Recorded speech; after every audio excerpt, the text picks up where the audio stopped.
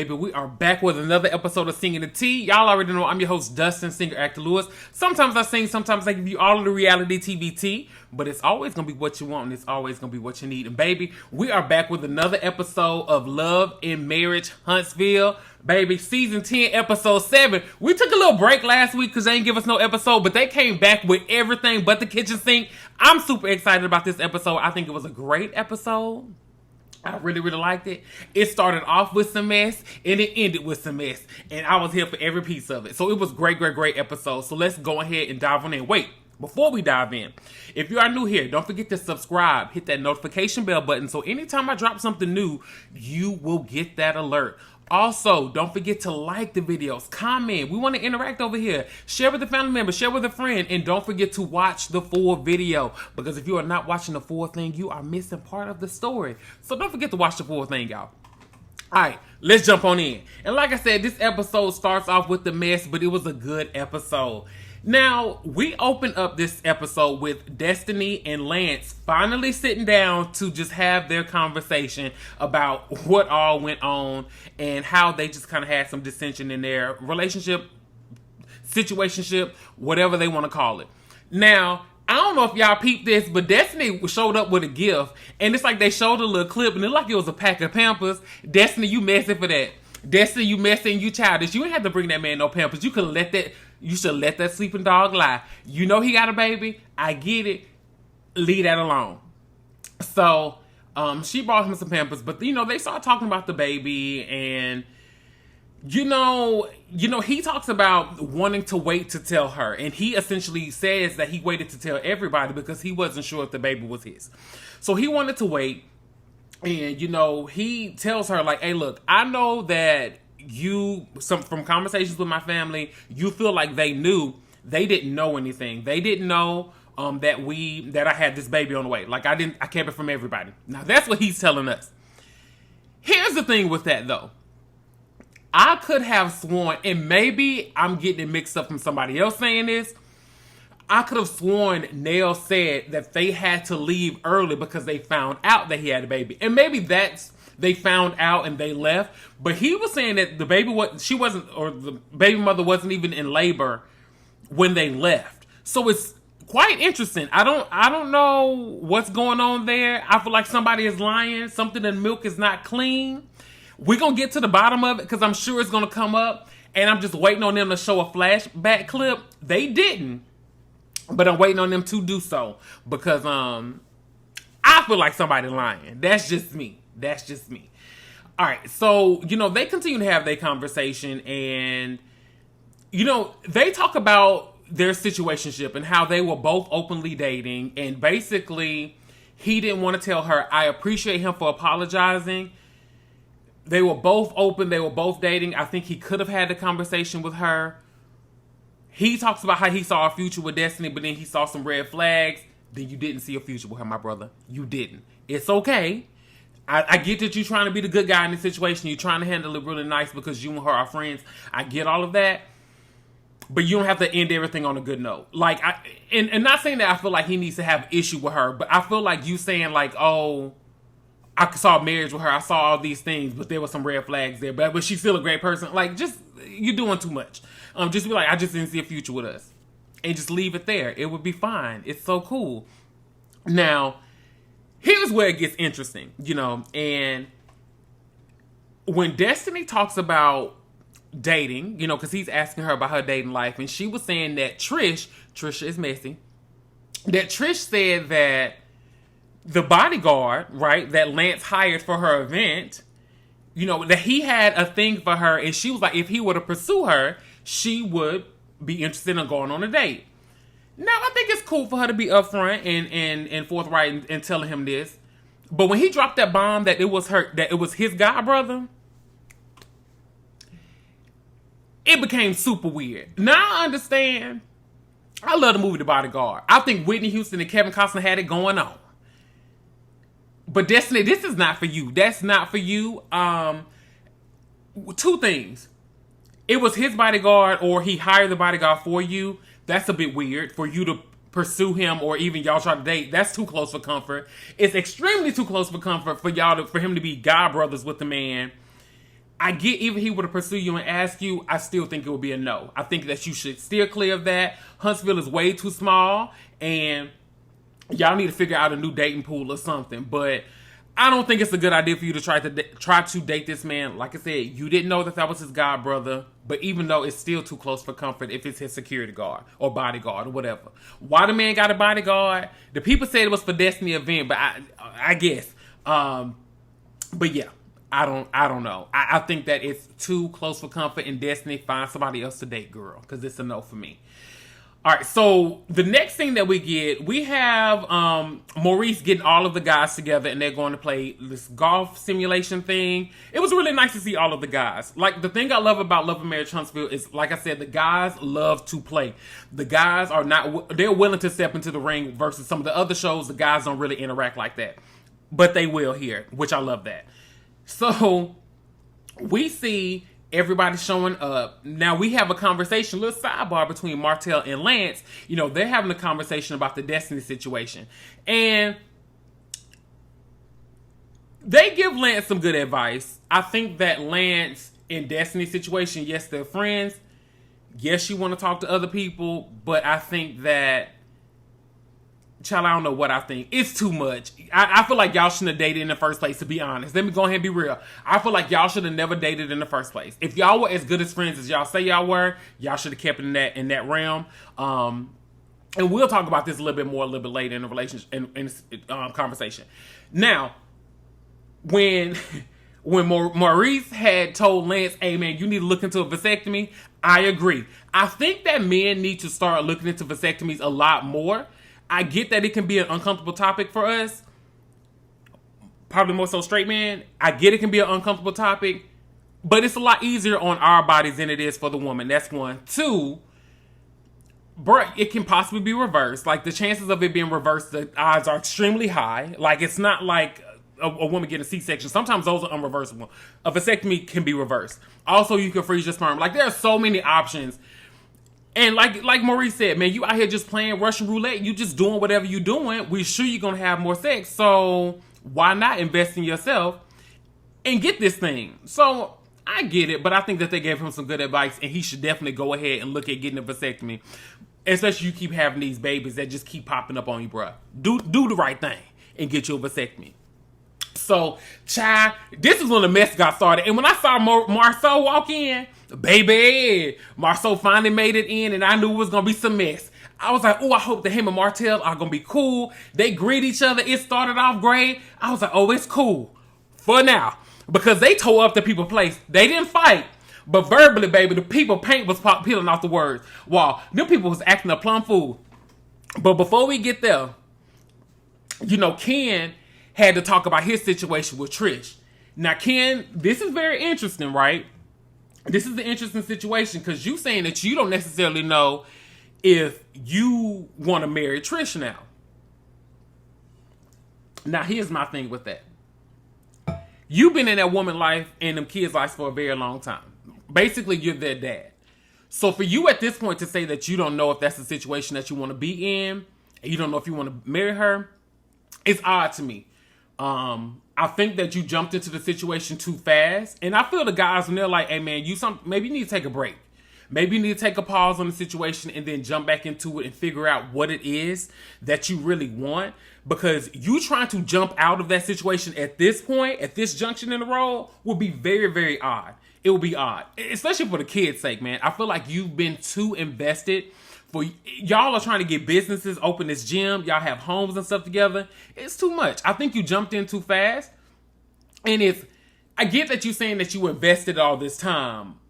But at the same time, so is everybody else. You know, so is she. So are the kids. Like, it's so many things that I'm like, y'all should have really sat down and thought about this before y'all jumped into it head first. That's just my opinion on that. Now, Martell is one messy sap sucker. I tell you that. When Martell asked Ken, hey man, I want to ask you something. Do you know Ariane? Because Trish said that you knew Ariane. I don't understand why Trish is so committed on being messy. Trish, hush. Girl, you got to learn how to hush. You is telling too much people. You telling people business that ain't even got nothing to do with you. That ain't got nothing to do with you, girl.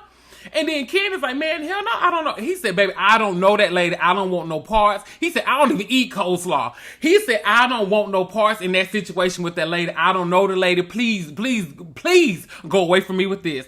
I know that's right, Ken. Ken said, nah, baby, I don't know her, Martell. You all right with me? I don't know her. Now, what was funny is basically all the dudes just go down the line talking about if they know this lady.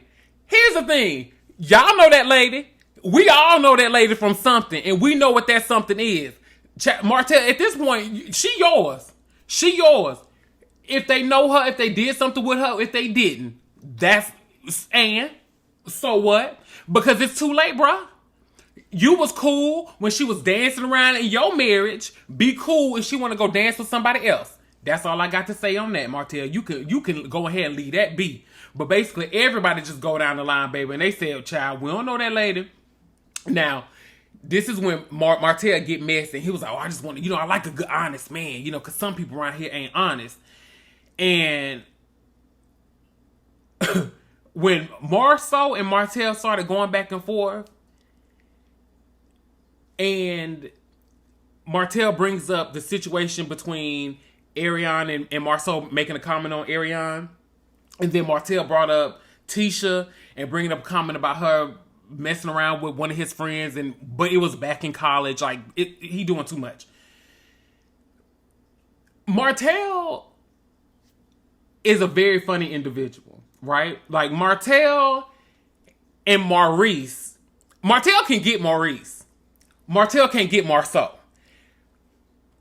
Marceau is not one to be played when they come to these streets. The man is smart. Like, when he was having that conversation, Martell was like, yeah, he said what he said. And then when I texted him about it, he was like, oh, I could have.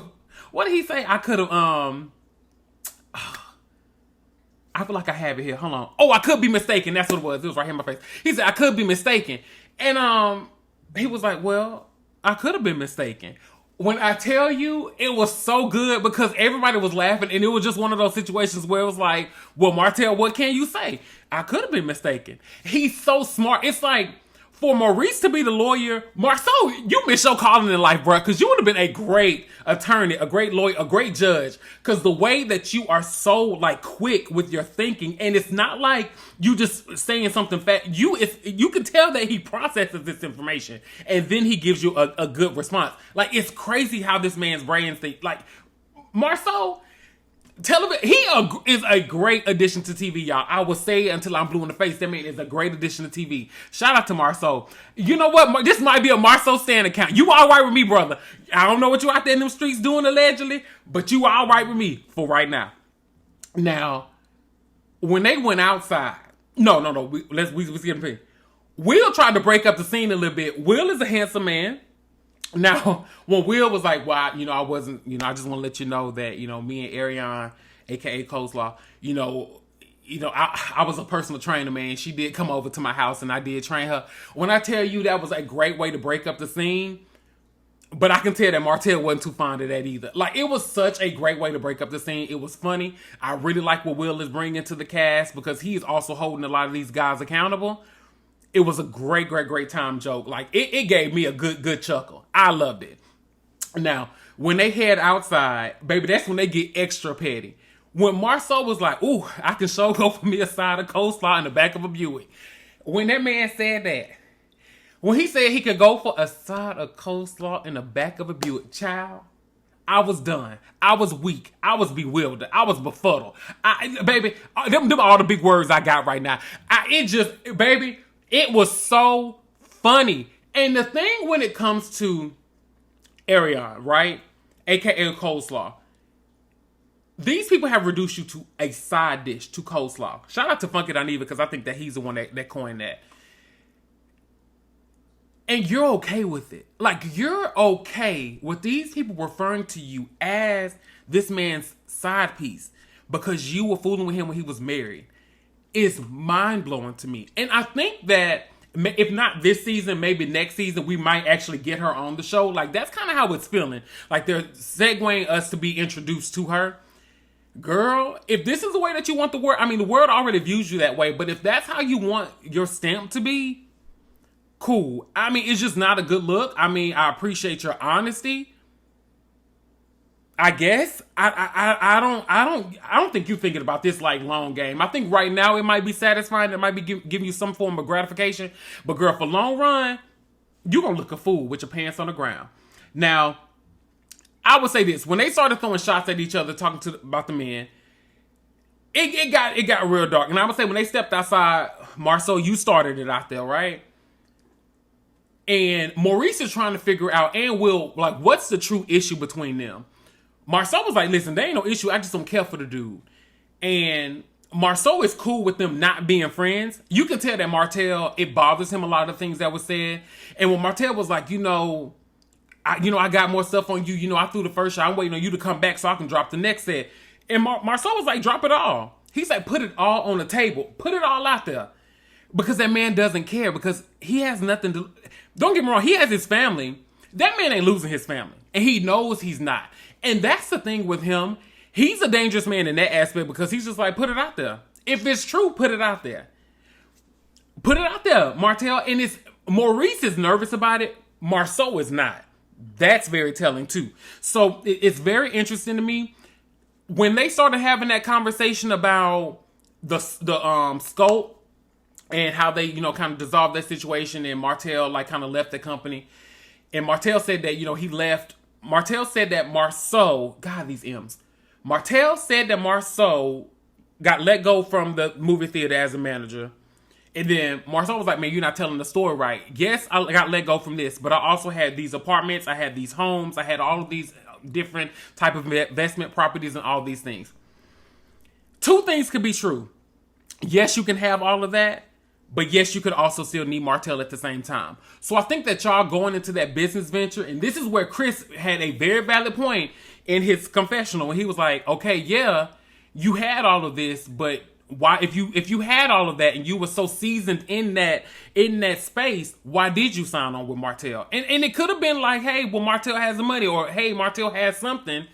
It's something there. There is something there, and I feel like there's one side, there's Martell's side, Marceau's side, and then there's the truth. And I feel like the truth lies somewhere in the middle when it comes to them two. I think that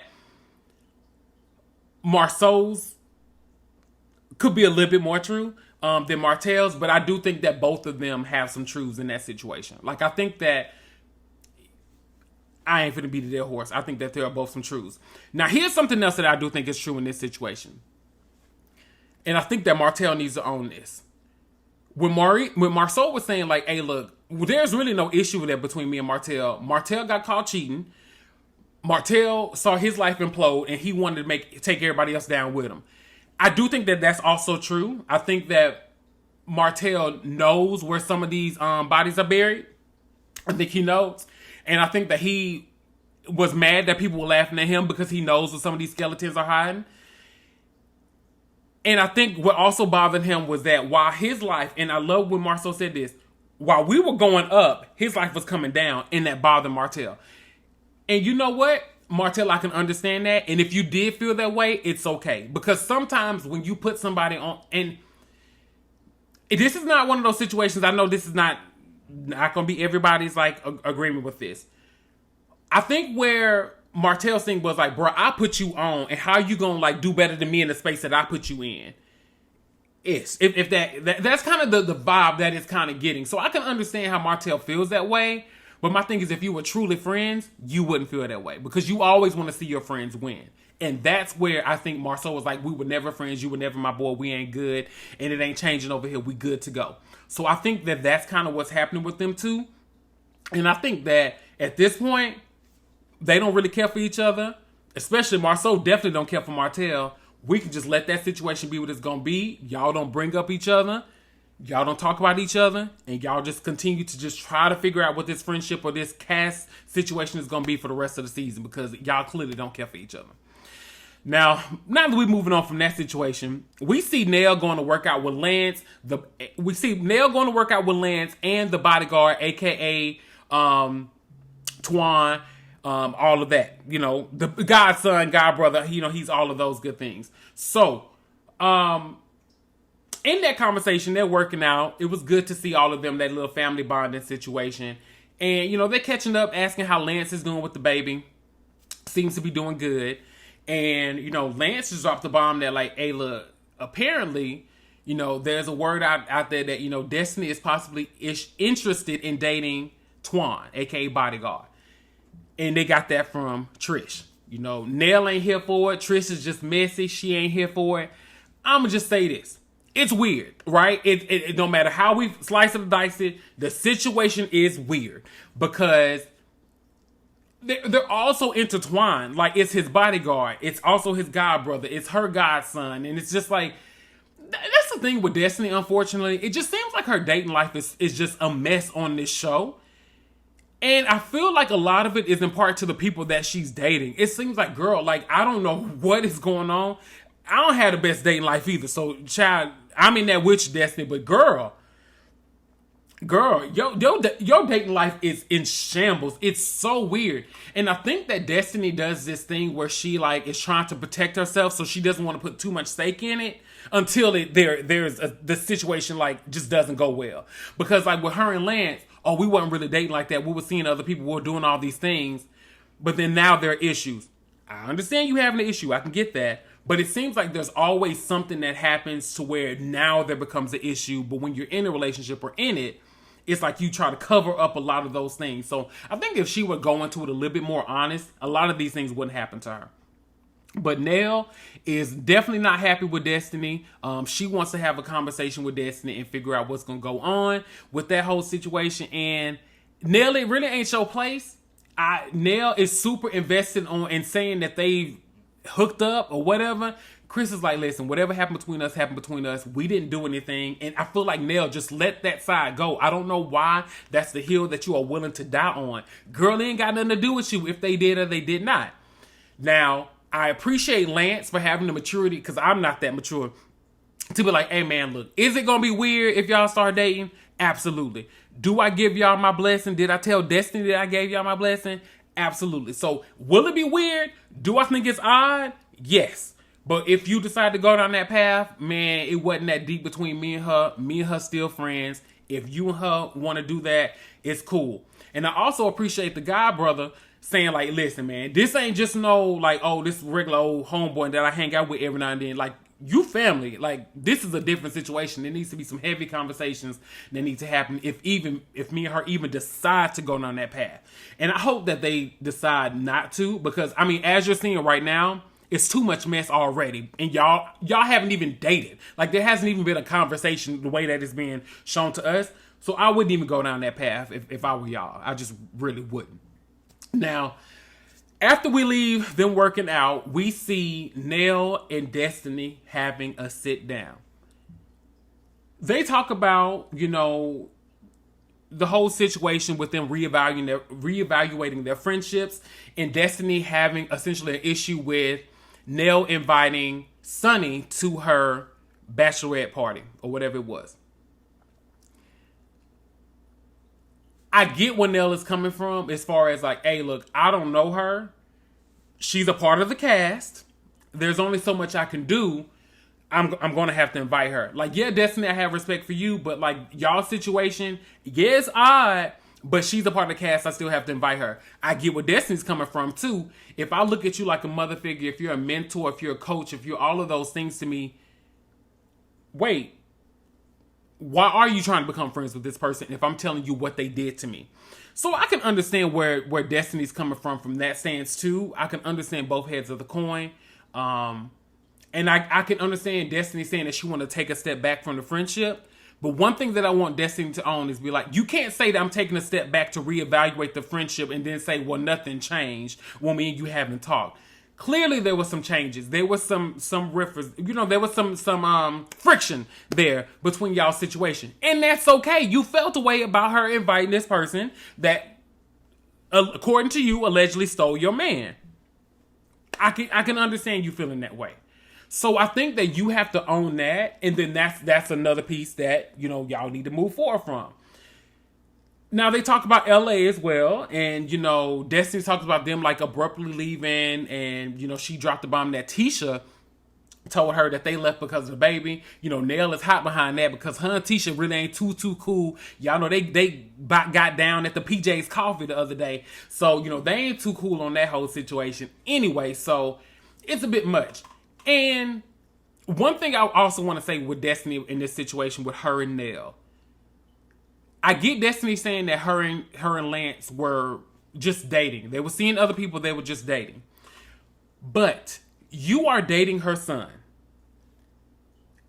It's not the smartest thing. I understand that you and her are friends, but it's not the smartest thing to sit up here and flirt with somebody in front of her if you're dating her son. That's all I'm saying. I get where you're coming from, Destiny. It's just not the smartest thing to flirt with somebody in front of her son. I mean, flirt with somebody in front of her if you're dating her son. That's all I'm saying. And I feel like you should understand that. Like, I get, you know, why you out here giving Google eyes and he out here making babies. I totally get it. But y'all wasn't sleeping together, according to y'all. Y'all were dating other people. Things happen. Things happen. So I think that Destiny and Nell, and they came to a good resolution when they came to the end of this. And I'm glad that they were able to resolve their friendship and their relationship. And it was really nice to see Destiny say, you know, she feels like a lot of people don't get to see the Nell that she got to see. As far as like how she's able to pour into people, the way she's able to speak into your life, the way she's able to coach and mentor people. We're not able to see that because we don't get a lot of that from Nell. We don't. We get a lot of Nell just being messy. So it's good to see that they're able to find some good footing. And I think that the show ended on a good note this episode because that's essentially where they ended. Ended on a good note. I think that it was a great episode. Now, y'all, I'm so ready to see because I feel like Martell and Marceau gonna give us some more heat next week. And I'm ready for it, baby. I really enjoyed this episode of Love and Marriage Huntsville. You know, we took a slight hiatus from it last week, but the way that they picked up this week was a great way for us to pick back up into this show. Can't wait for next week. But with that being said, don't forget to comment, like, subscribe, share with the family member, share with a friend, share with the person next to you in the cubicle at work, baby, and let's grow this community. But I appreciate each and every one of y'all. Until next time, have a good one.